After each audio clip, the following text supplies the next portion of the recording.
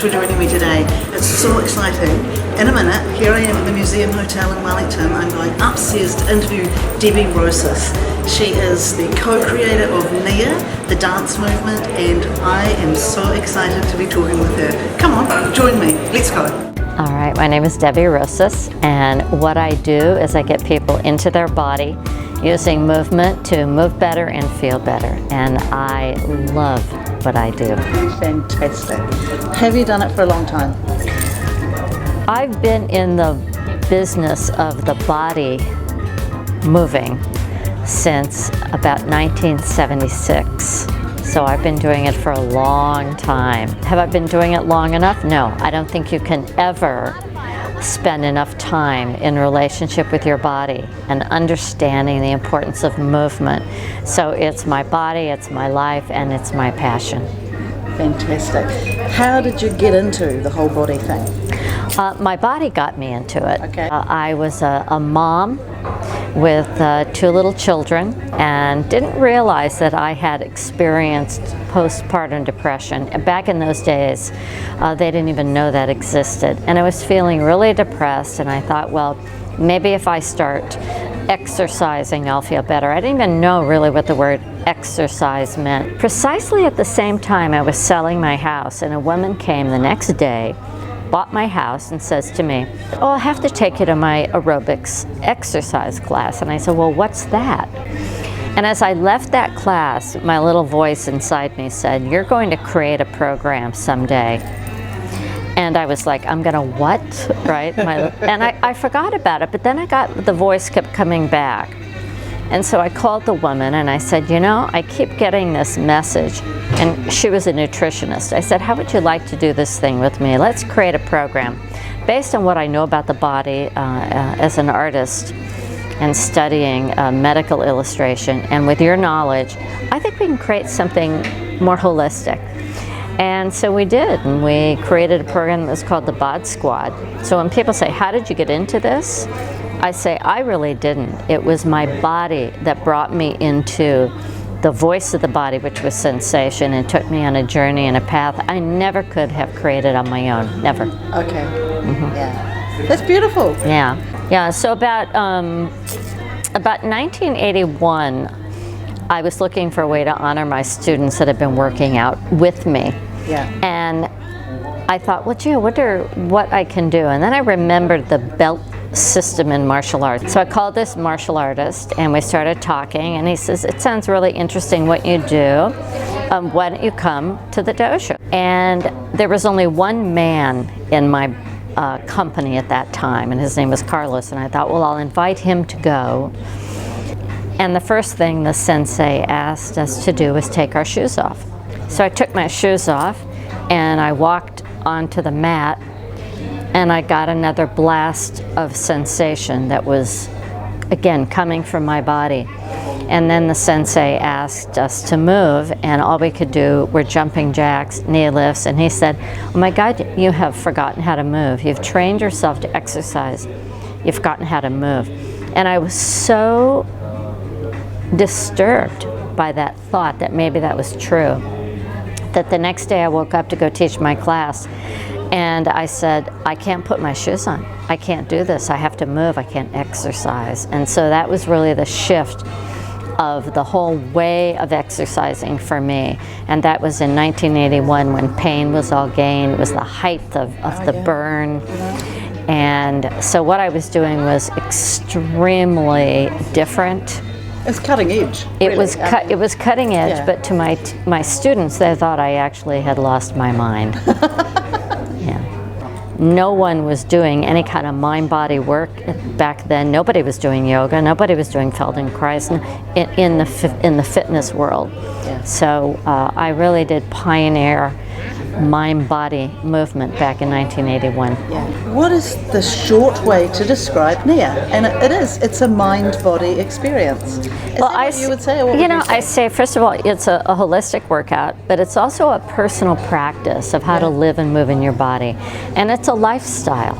It's a way of looking at life as a sensation, living through what I call your animal body, so that life becomes sensuous and everything becomes a felt sense, and through the felt sense making choices and decisions. Yeah.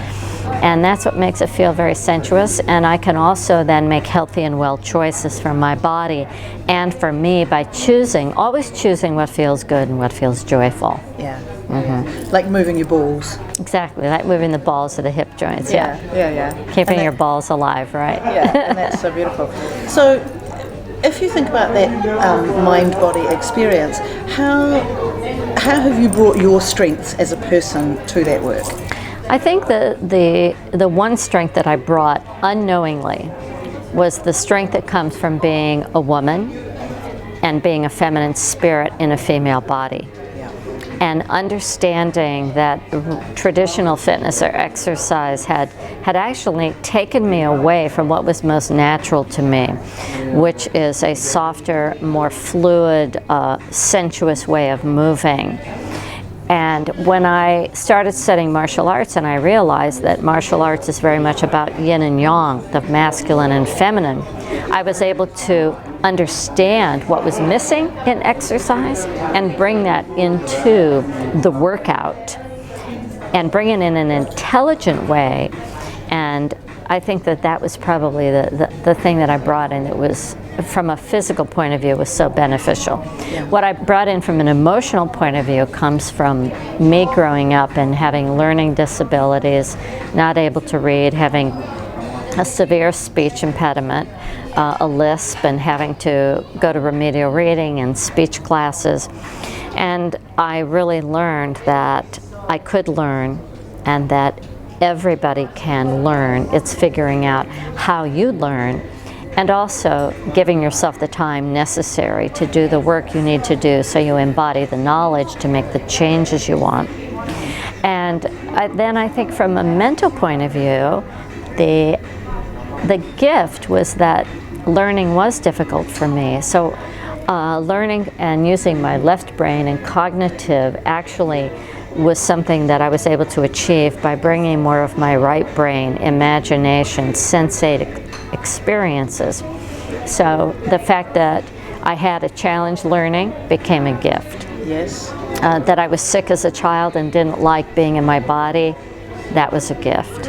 And the fact that I was a woman and had a different body and way of moving, that was a gift. Yeah. Are you that person, like in your work, are you the same person at home? So you're the same person everywhere? Or do you You'd have to ask my husband. Do you have a work you and a home you? I would like to say that I am the same person. Yeah. However, I catch myself every once in a while taking liberty in an environment, for example, with my husband, where I feel safer to let my dark side and cranky side come out. And I really work on that so that I don't allow the familiar to allow any kind of an abusive, unhealthy communication. And I know I don't do that with my body. No matter how familiar I am with my body, the truth is the more familiar I get with my body, the gentler I am, the more compassionate I am, the more understanding I am, the more cooperative I am. So I attempt to take that into my personal relationships. Am I there yet? No. So it's kind of that cohesivity that you are you wherever you are. I am me, and I'm always learning. Yes. And I don't put unrealistic expectations, but I do set a focus and intent. And I do that every single year. So my focus and intent this year was to listen more and not react as quickly, which is in my personal relationships, particularly with my husband, is something that I do very quickly. As he says, the first answer out of my mouth is no, which is interesting because I teach everybody to seek the word yes. So. I know. Yes. Yes. Well, you know, it's. I really believe that when you do something that you're passionate about, for me, it's about remembering that this work is my work, even though it has turned into a business and other people want me to teach them.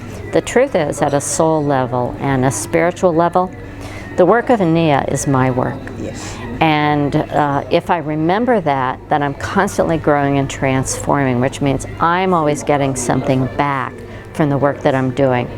And I think for me it's important because I love learning. Yeah. So that is obviously one of your strengths too, is a lifelong learner. I guess that's part of your philosophy. What is your philosophy? Well, the philosophy comes from the body, what we call the body's way philosophy, which means everything that I do and that I do in a certain way, it has to fit the design and function of the body.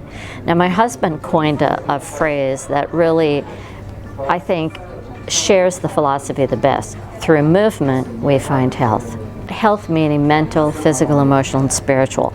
Everything in life is in motion constantly. Nothing is ever static. And when it becomes static, that's when we cease to be living in this beautiful gift of a body. And so the philosophy is to use movement as medicine. The philosophy is also that pleasure and joy and comfort is the way, and that the way is the body's way. Look at the body's design, it will tell you how it's designed to function, and respect that design. And most of all, understand that the most important relationship you will ever have in your entire life is not your husband or child. It really resonated with me. It's your body. Said that. I was like, whoa, hang on a minute. And your body is the most precious thing you own.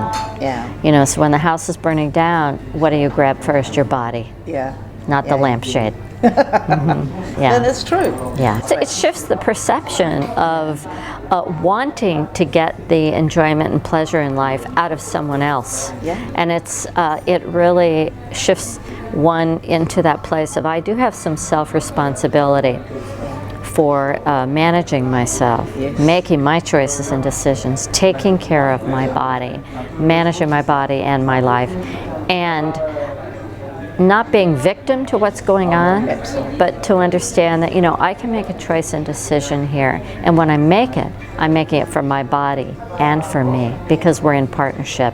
Yeah. And I always hope that when I go to bed at night, that I put my head on the pillow and my body just says, oh, thank you. And that my body doesn't feel lonely, doesn't feel ignored, it doesn't feel abused or left out. Yeah. We have this one body, this one life, time, this consciousness, and time is moving along. What are we going to do with the time that we have?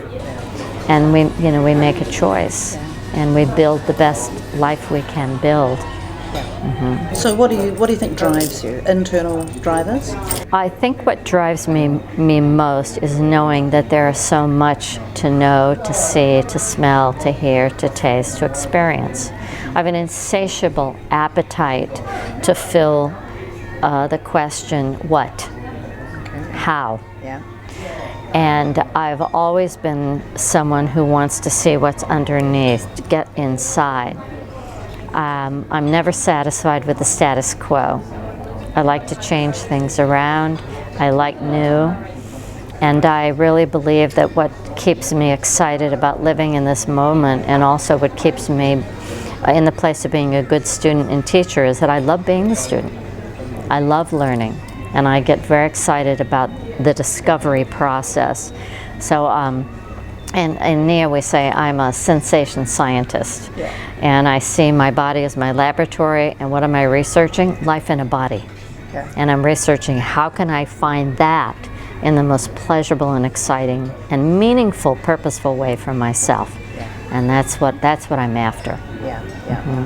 What about external Stimulation? drivers? External art.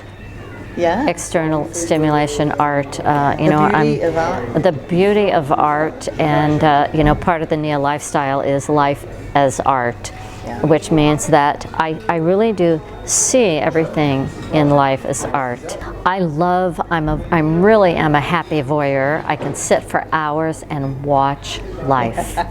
I just love it, and I just find it a magical experience to be able to see colors and shapes, and I love the way people express themselves artistically by what they wear. I think life is art, and I'm part of the art as well. So I hope to inspire people every day by what I wear, how I look, what I say, what I do. Yeah. And I think you do. Yeah. No, thank you. Yeah. Money? Does money drive you at all? It does now. Okay. It didn't in the past. And I'm seeking to be more conscious of it in terms of creating it so I have some saved. I'm one of those people that I make it and I like to share it. It's like breath. Goes in and out and in and out. And it's like, okay, there it goes again. And I think the lesson in that for me is trust, understanding that money is energy, that I will always have enough, and I am creative and I don't have to worry, and I love working so I can generate. And I think growing up with parents where we were not wealthy by any means, I would say we were fairly poor, we barely made it. It's been a hard shift for me to let that go from a reality to create a different reality. And that's something I work on a lot. I guess it's examining your own belief system, and knowing where it came from, and that if you believed it, then you can unbelieve it, or think it, unthink it. So, but it is a programming, and we like that with everything. And there's no question that money opens up doors. It can create great comfort. It can create survival for someone, for goodness sake, if they're sick. Money-wise, it's how much do I really need? I need enough to feel comfortable, right? Comfort and joy. Without greed. You know, knowing what you know now, what would you go back in words of wisdom to your younger self? Relax. Breathe more. Watch the unfolding. Don't push it. You know, recognize that you're an agent of God. You're an agent of this energy moving through you. Allow it, receive it, and watch it. Don't push it. You know, it will happen. It may not be, I may not bring it to such the grace that it really could come to if I don't respect and acknowledge my gifts and receive them and use them constructively in a way that enhances my experience and enhances the world around me. And you do that? I hope so, yeah. I know so. Yeah, well, thank you. And I've known you for so long, like a whole week.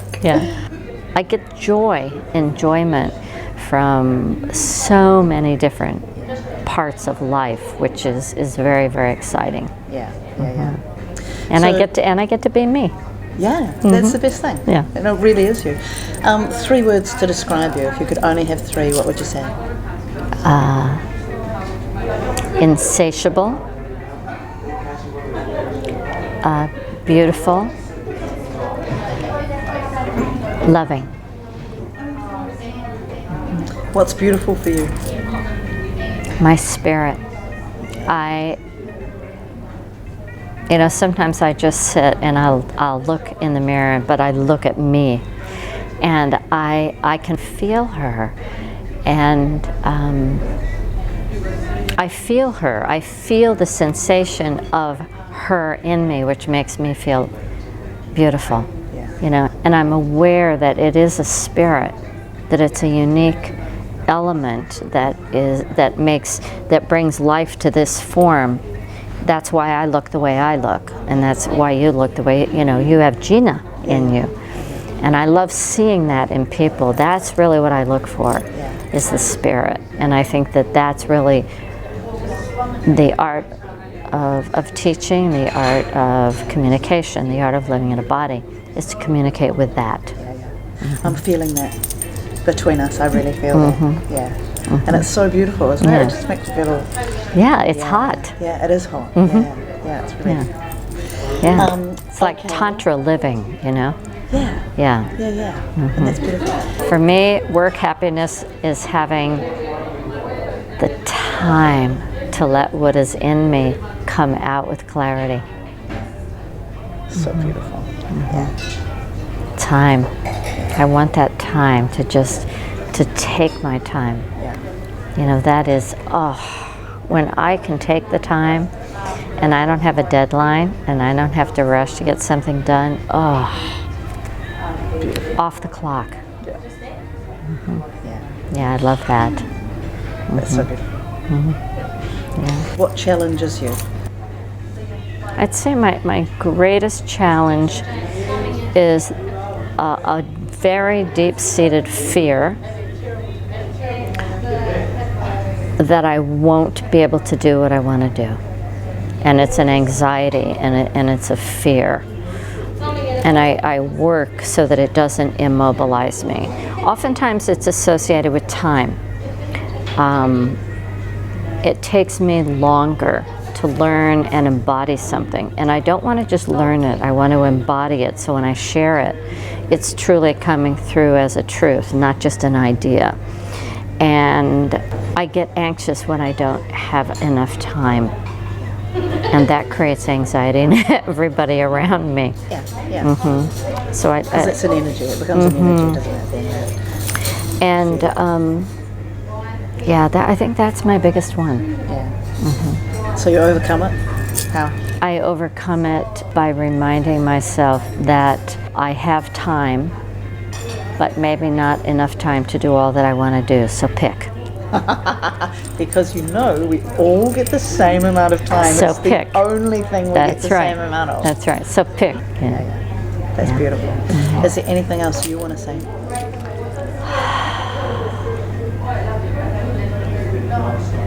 No, I think there's a lot to be said for not saying and just enjoying the silence, spending time listening, spending time looking, just being.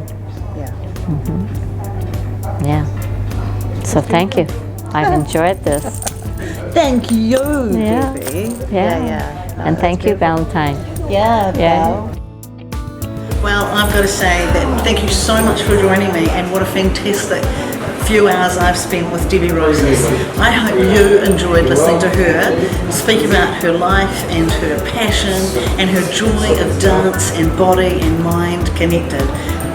Thank you so much for joining me. Please hop on over to GinaHaines.com if you'd like to check out more work happiness interviews, and subscribe to the newsletter, and you will get these videos as soon as we make them delivered directly into your inbox. I hope you have a great day, and thanks again for joining me.